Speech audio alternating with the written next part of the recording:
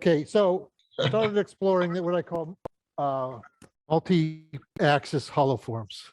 So I'll tell you a little bit about my journey, my history of these. This one actually was the first one. I went to the Atlanta Symposium in 2016, and a guy from England, his name is Patrick Carroll, he demonstrated this at the thing, and I had to try it. So I came home and I did it. This was it started as a disc, 2 inches deep, and I take 3 centers, and you turn each one, and you hollow each one, and then you could hollow out the middle, and then the rest is done by carving.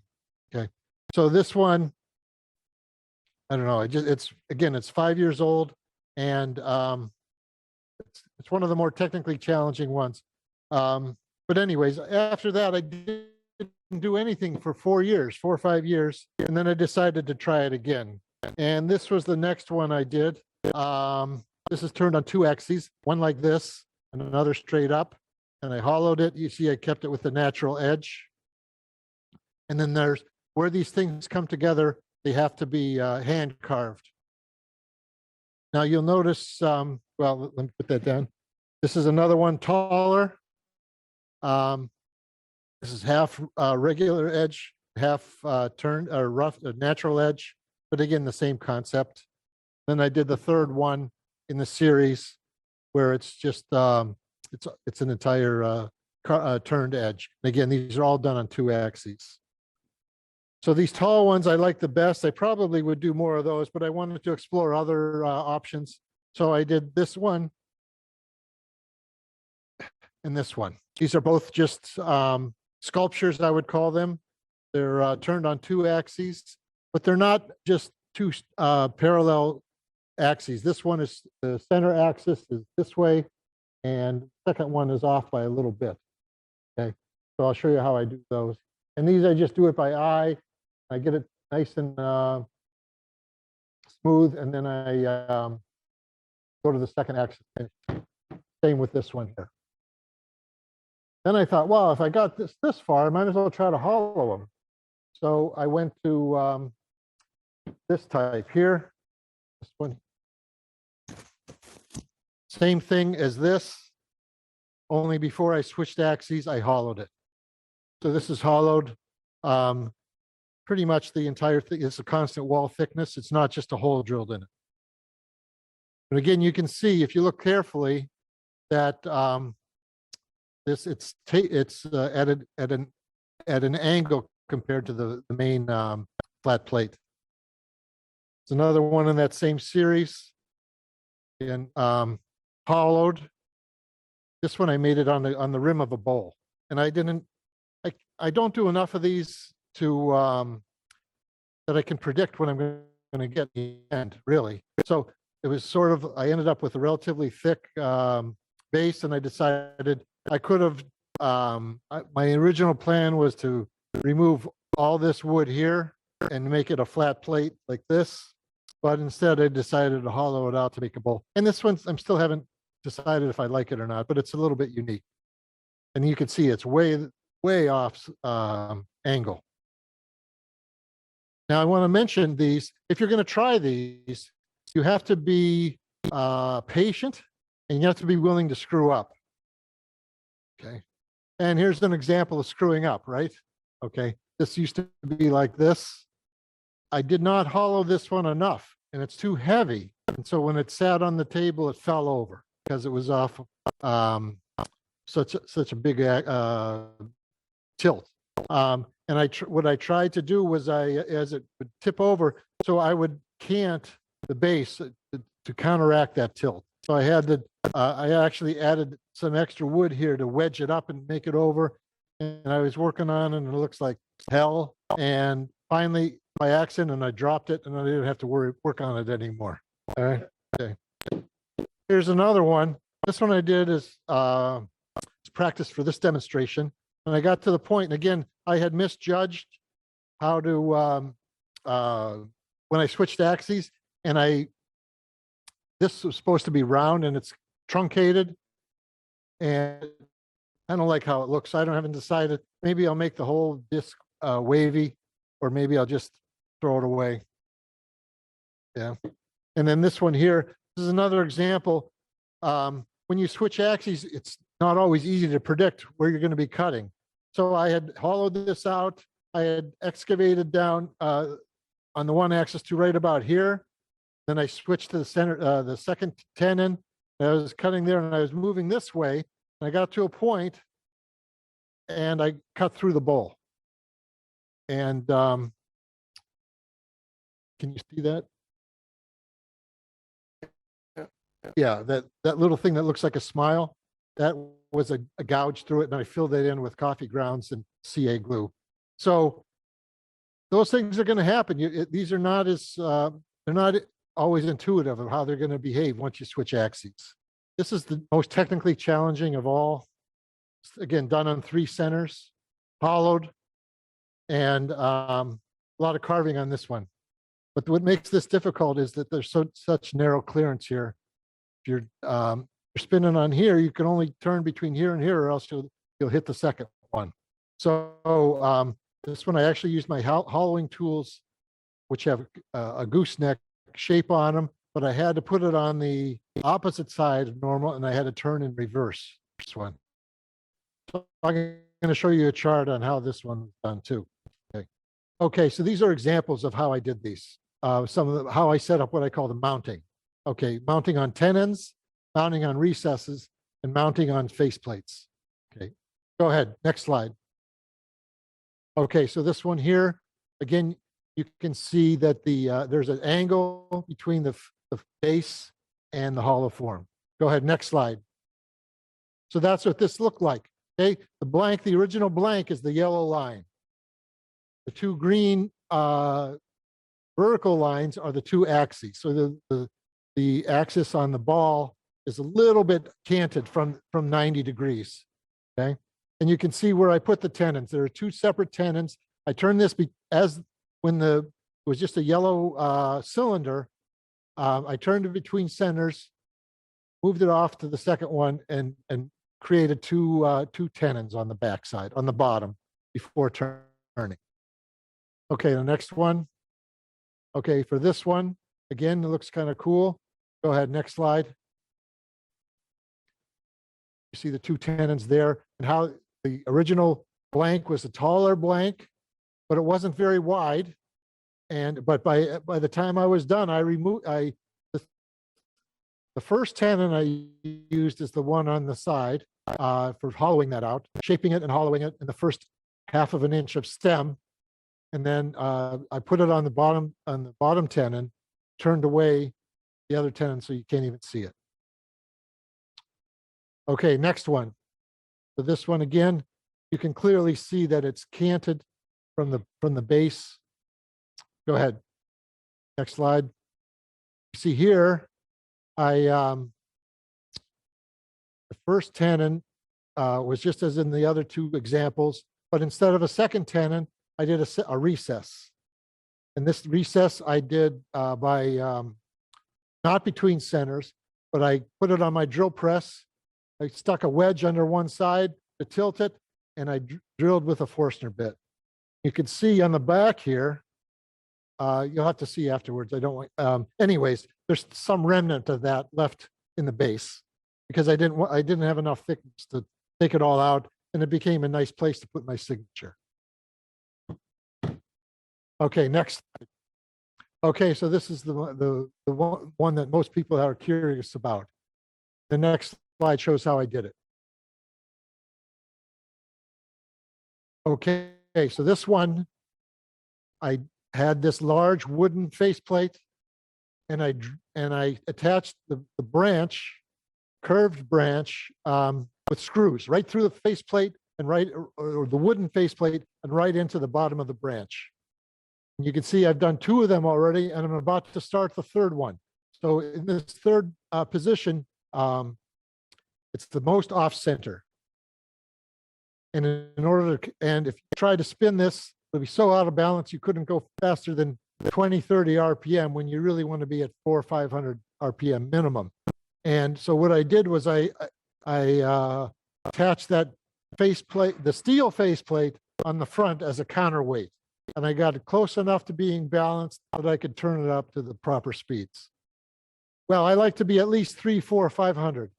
And when you first start out, on the ones I'm going to show today, when you first start out, you're way low. And it's going ka-chunk, ka-chunk, ka-chunk.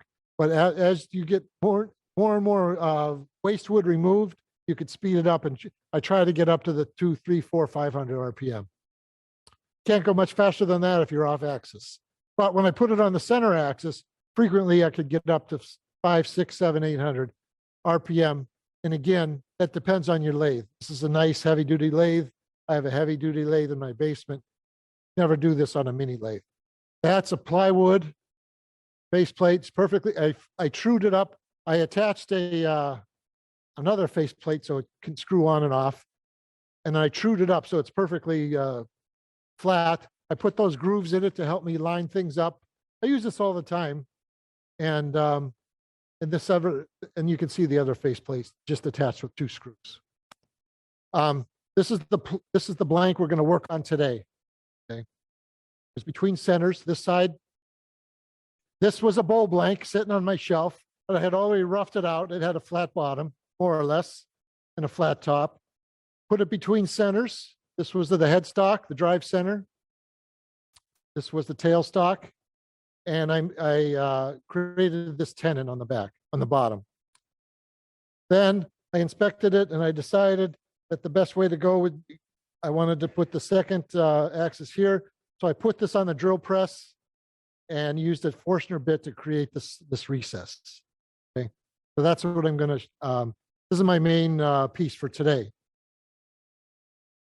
And you can see this tenon was interfering with the recess.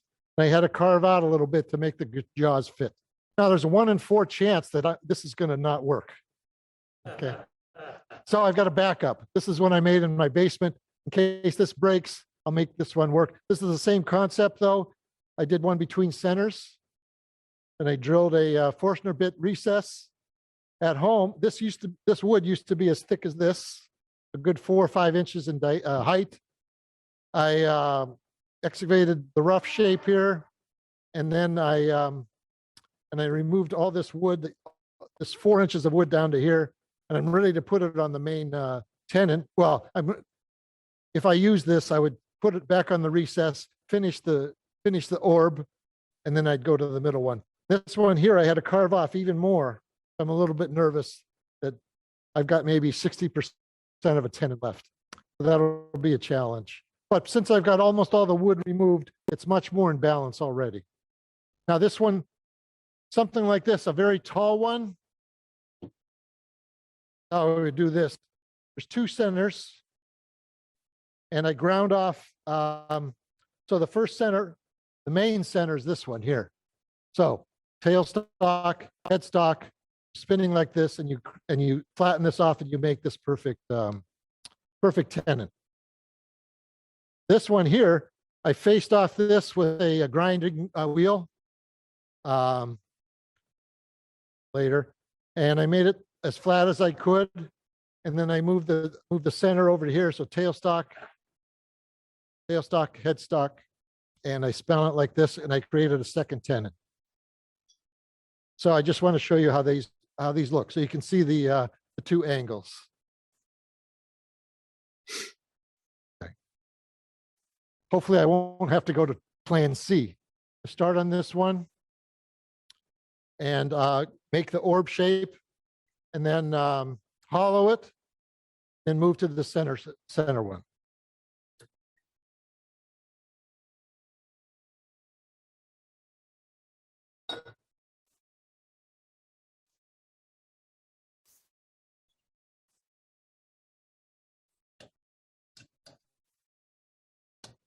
So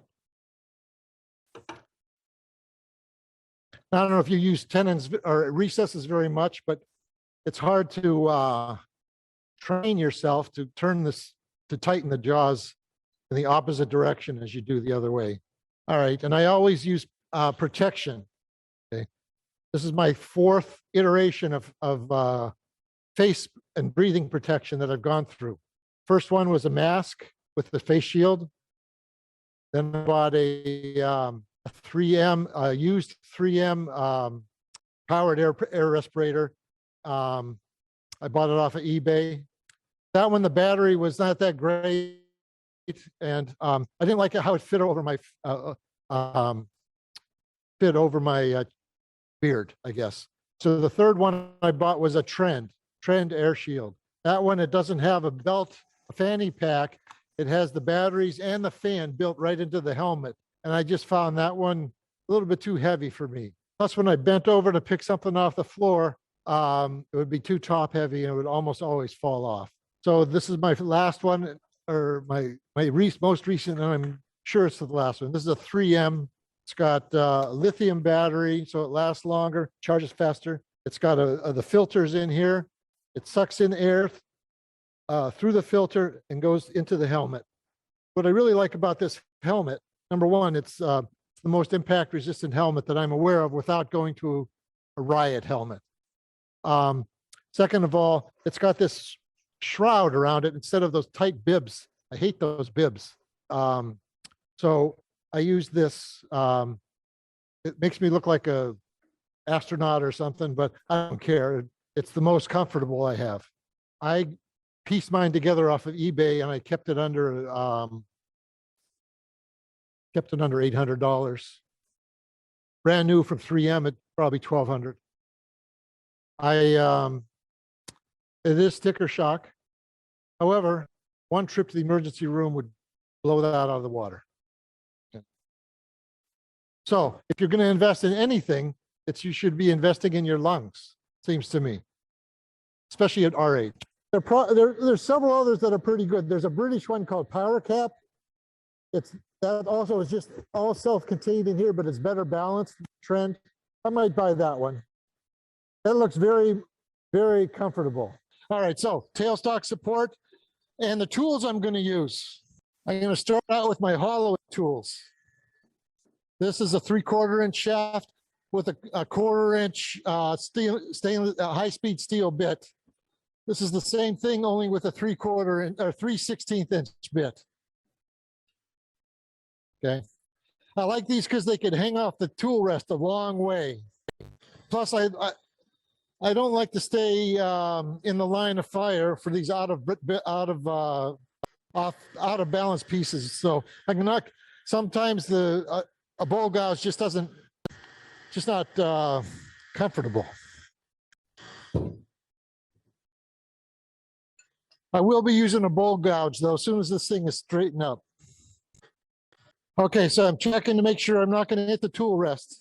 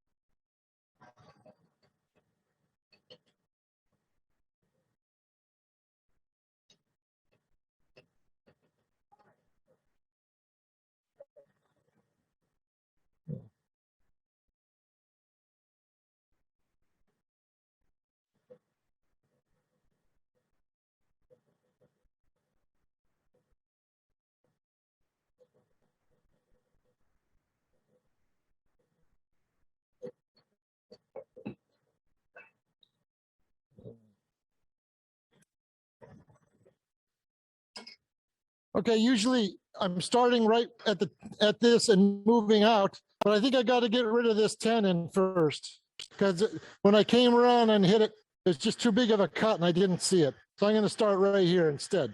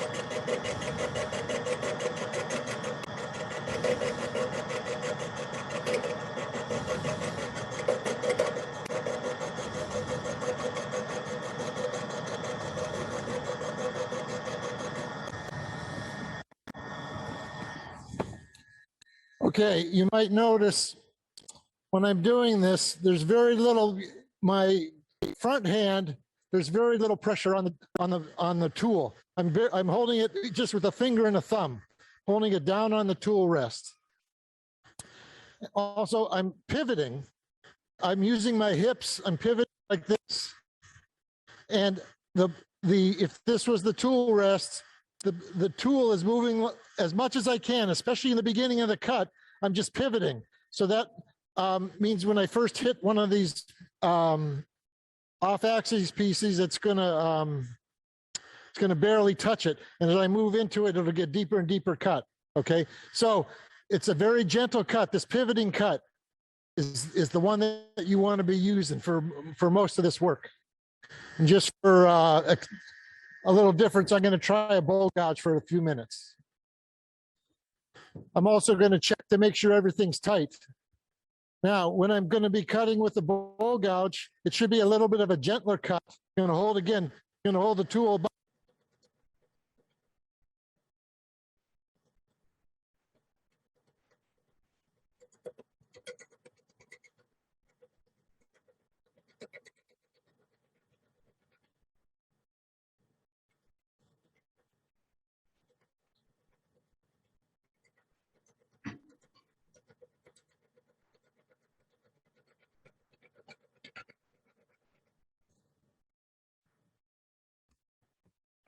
So at the beginning of the cut, you'll see that I'm pivoting and then I'm translating.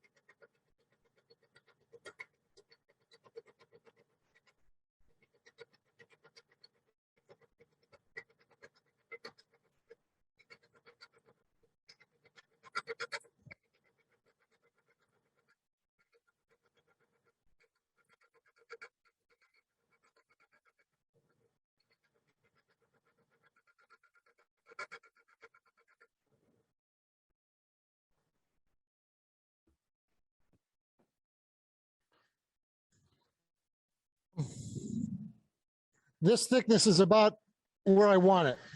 Okay, that gives me enough margin to, this surface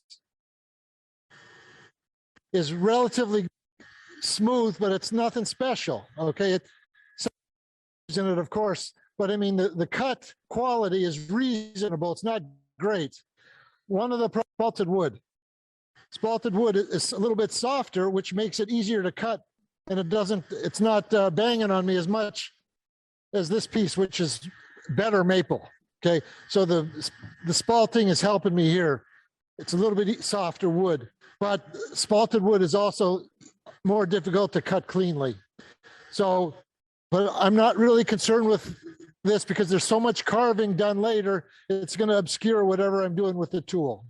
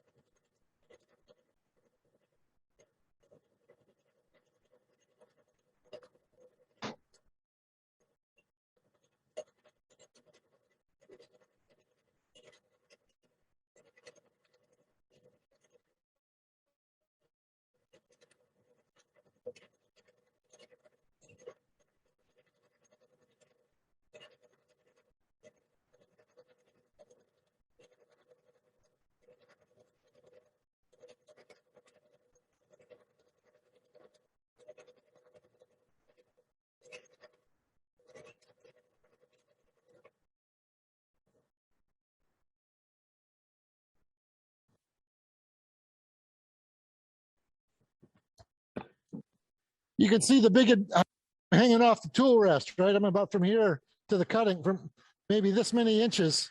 So the advantage of a 3/4 inch shaft is in that vibration resistance and the ability to hold it steady.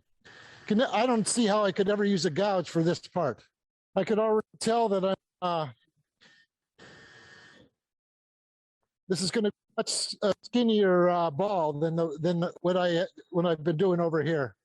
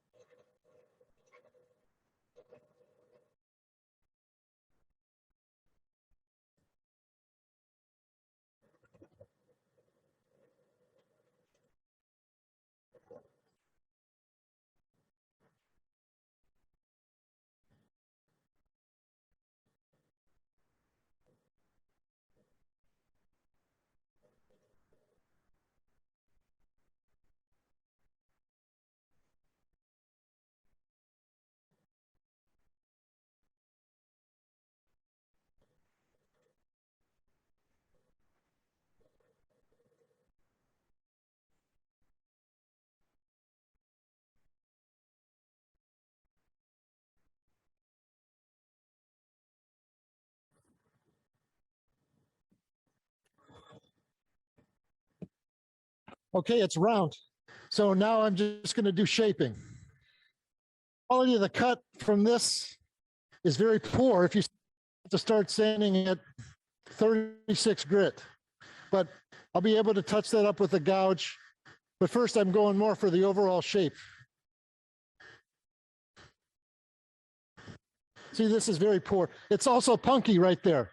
That's why it's on the poor side. All right.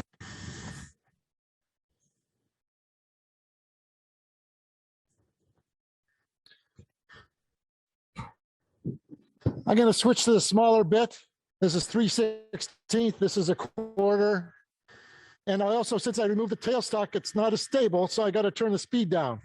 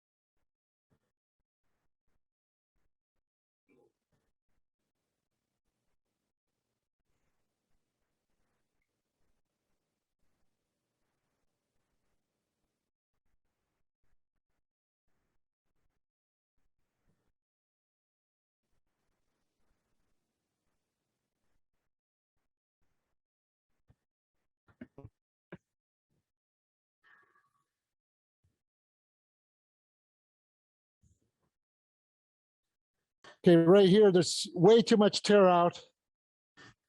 The rest of this cut is pretty good, probably 120 grit cut. But the spalted wood is a little bit of a problem. Okay, one of my tricks, if I have too much tear out, is I wet the water. I usually have a spray bottle. Some guys use shellac for this. You let it dry. If my water doesn't work, I will try shellac or a thin down lacquer. You just want to stiffen the fibers of the wood. Since the wood is the fibers are a little graded. Also, another thing to do is I switch to a spindle gouge. Sometimes that helps with a cleaner cut.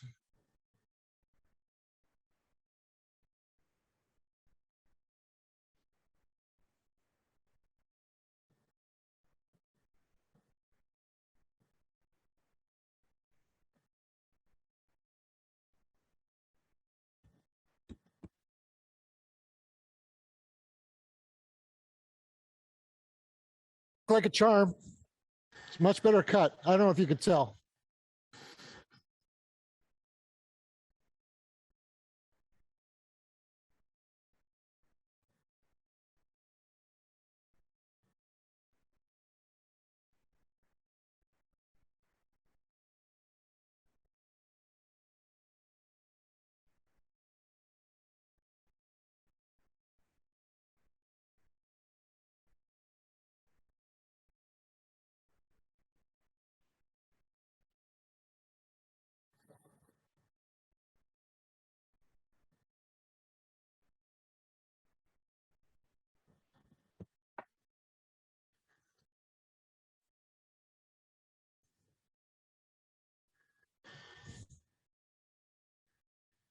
So on the one side, I've been using bevel rubbing cuts for the top side of this bar, and I'll be able to rub the bevel and get a very smooth cut.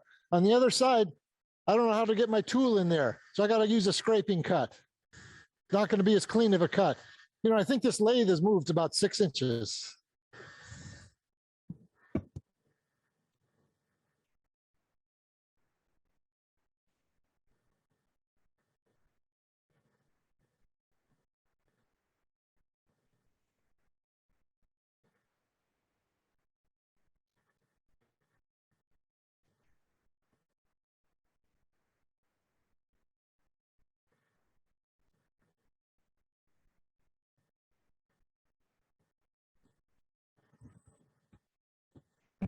That's not bad. It's not great.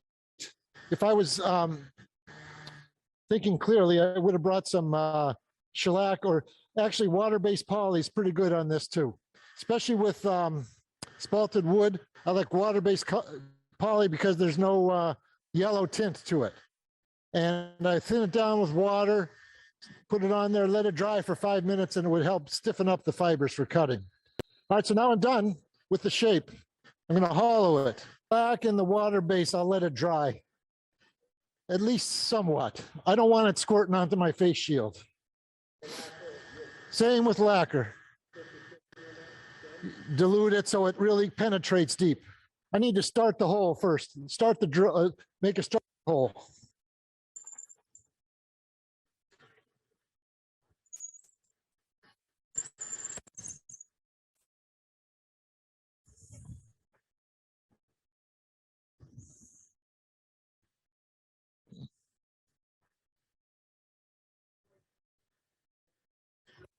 The other thing I tried is a Sharpie pen, and I still use that sometimes when I'm using it in a drill chuck, in a Jacobs chuck. But even now, some of my drills have about 10 red lines on it, and I switched to green. Now, once I get done with green, all right, there's a little bit of chipping on the entry hole, so I'm gonna clean that up first, and then I'm gonna hollow. It's shocking how far off center that hole is drilled. It's almost a 1/16 of an inch off of center. I'm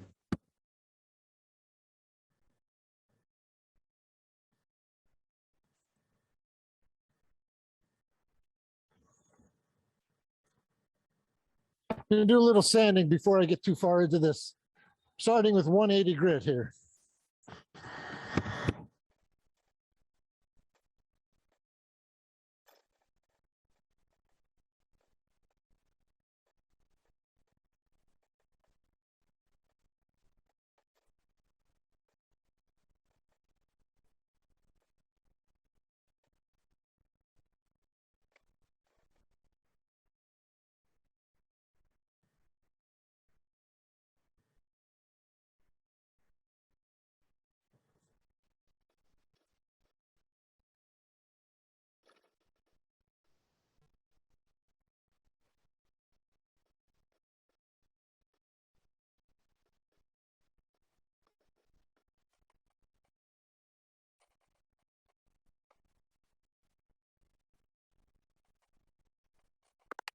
All right, I'm sanded through 240 grit.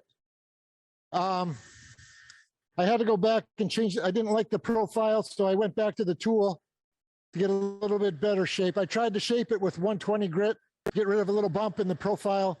It wasn't that successful. The shape isn't the greatest shape, but it's enough for now. Time to go on to the next step. So I'm going to now hollow. I drilled the hole. I'm going to hollow out the inside, and then I'm going to finish it up. Okay, you always on center or slightly above center when you're hollowing. So I adjusted the tool rest for that. For these small holes, I'm going to start with a 3/16 inch bit. Maybe stop with that, or if I'm confident, I'll go up to 1/4 inch to get a little.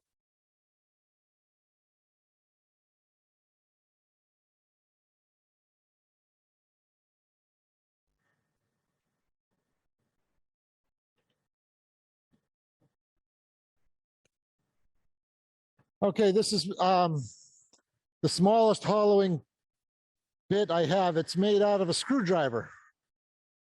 and I just flatten it off just like any other sharpened tool. Screwdriver steel isn't the greatest steel, but it's the only way I can get any depth at all on this hollowing. This is an angle tool. This is regular steel with a cutting bit soldered on at an angle. I bought this from a pro turner named Bob Razan. He came to our club about 6 or 7 years ago. Almost the same thing. This is an Allen key. Okay. This is too big of a bend. Should really be a 45, more like this.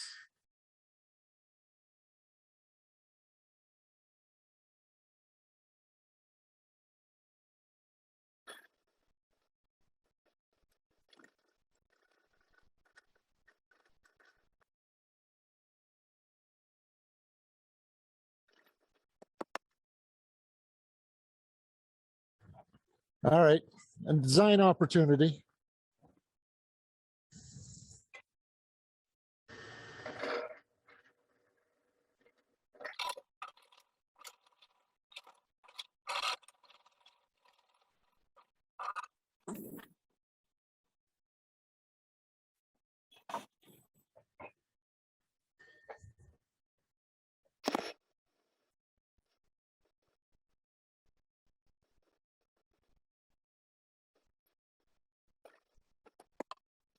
If I look into that hole, I can see that it's, I'm not really excavated that much. I've only hollowed out just a little bit.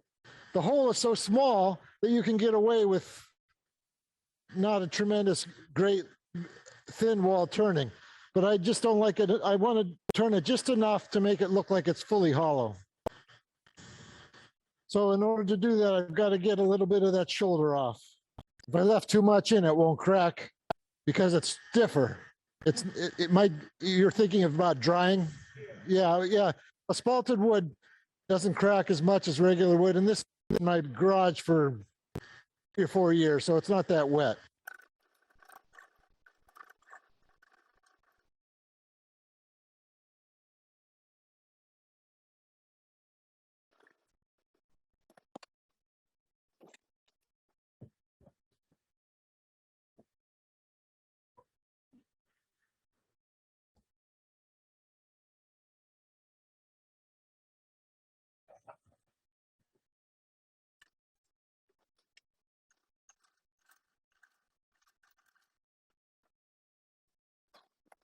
All right, that looks pretty good. I'm happy with that. If a person was going to pick it up, they couldn't really tell how much is hollowed.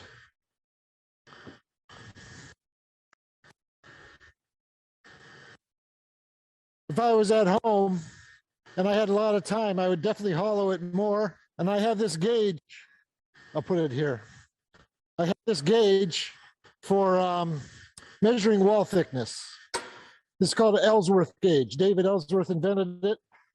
You stick it in here, and you could tell how thick your walls are. See, this gap is like 3/8 of an inch. You see that you bend it to the right shape,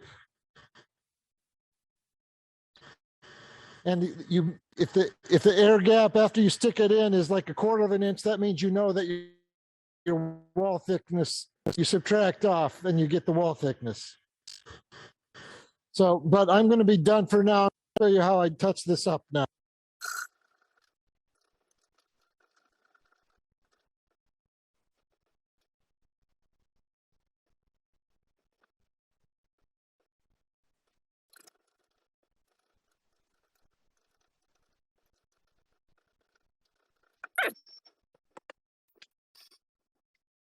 That was a careless mistake. Riding the bevel, concentrating on the bevel. I didn't watch where the rest of the tool was. So I hit the main part.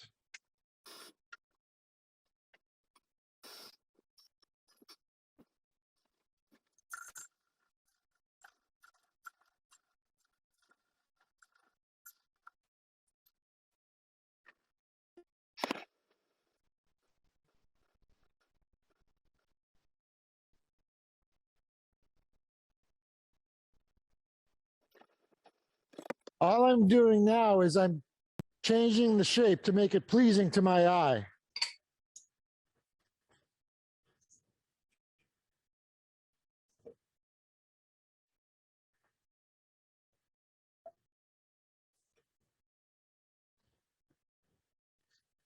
You always inspect how you chuck it up to make sure that there's no gap between the jaws and the workpiece. Should be no air gap at all. It's almost normal. Now, as this comes around, got to be careful. It's going to hit. So what I'm going to do, I'm going to turn it this way. So I'm using the tool rest as a safety barrier.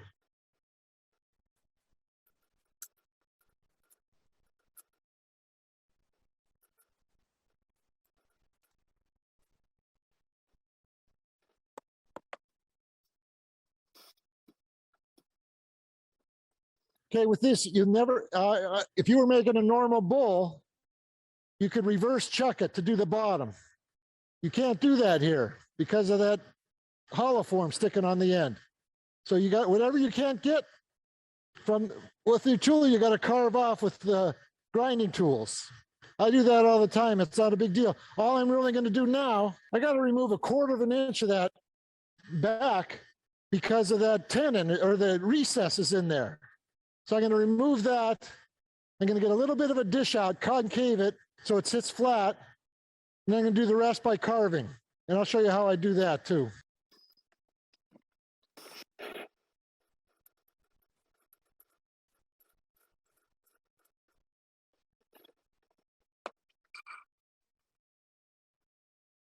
Okay, another 1/8 of an inch.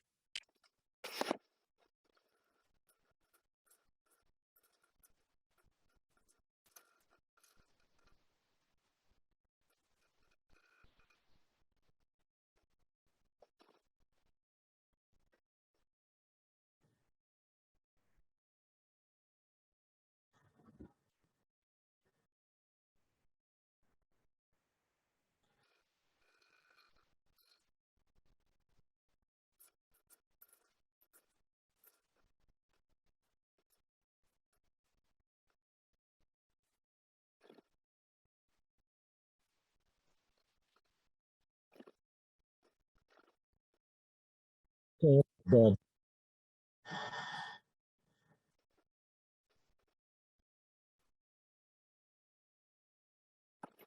Okay, all I'm doing now is going for a cleaner cut and I'm working on the shape. This is where I got into trouble on this one, where I got that smiley face. I got too close and the gouge went into the hollow form. So I got to be careful. I'd rather play it safe and leave wood, extra wood and carve it off than I would try to get too much with the gouge.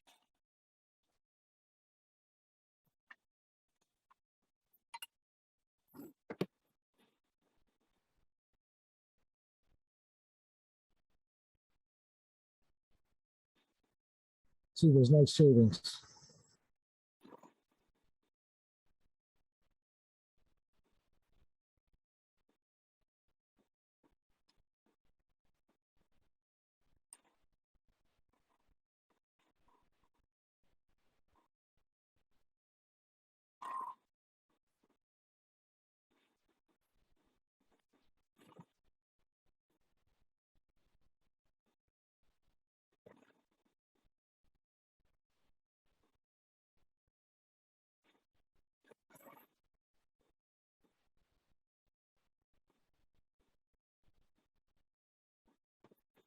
Okay, that's about as far as I can go. That outer 1/2 inch rim is cut nicely.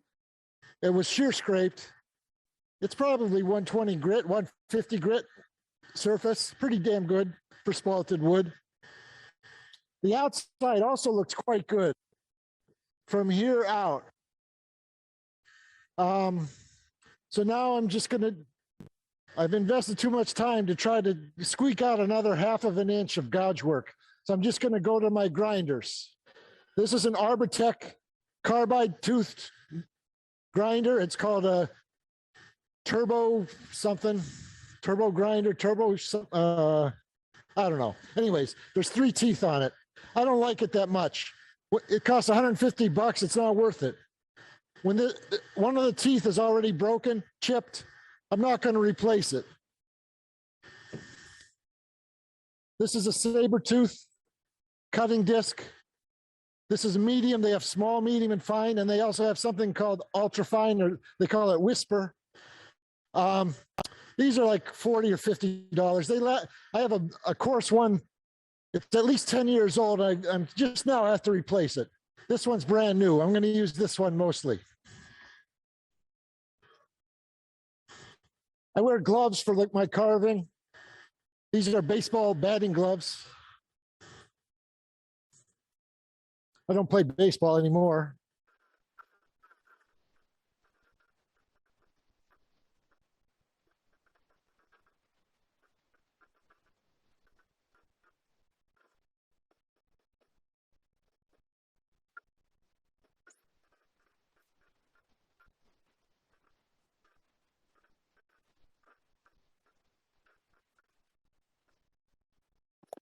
Okay, that was it.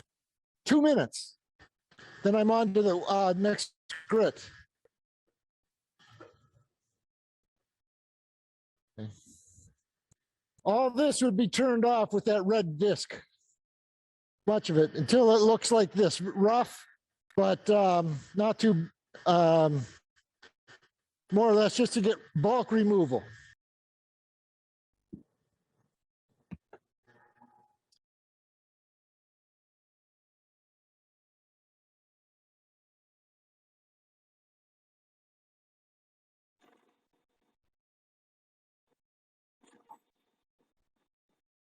This is 180.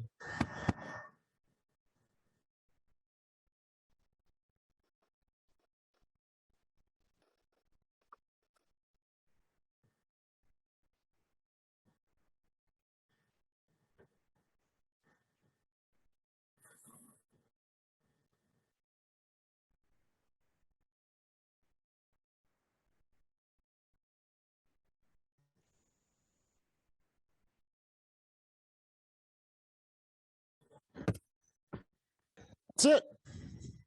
So standing, you think it's a terrible.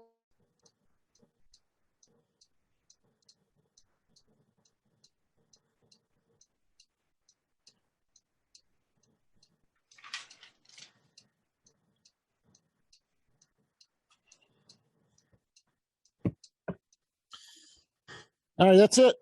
I would do this.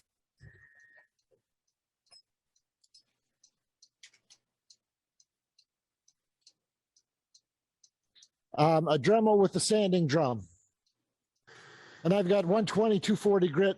Then the rest is hand sanding.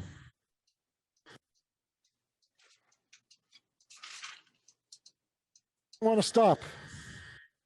It really didn't, I did not feel any stress on my body or any of that. Even the interrupted cuts, it's going chunk, but it's all going down into the tool rest. It's not going into my body. And the other way you know that you're doing it right is you don't have a death grip on your tools. If you have a death grip, you're doing something wrong. It's kind of interesting. I might dish out this whole bowl, make it almost like a platter with a little hollow form coming out of it. You'll see where I had made that one mistake. I've got a gouge in there. I'm going to fill that with sawdust. And I'm probably going to work on this stem a little bit, make the stem maybe half of that diameter by grinding with the 1/8 bit tool. It's coming in a little bit more graceful. Looks a little clunky. That took how long? Hour and a half?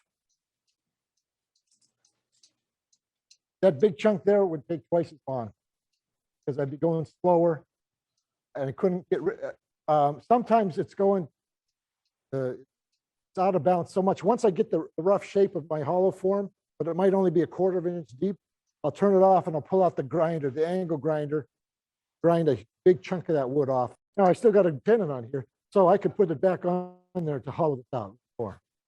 But I only have the one tenon, my access to the one now, this one. So when you look at this, you'll see I sanded this part to 240 grit. It looks pretty damn good. You can see that there's very little, impossible to tell where the gouge stopped and the grinder began. Well, maybe Tom, you can tell, you're next. And then over here, it's just that red grinding wheel. And over here, it's the Fordham tool. See how they do.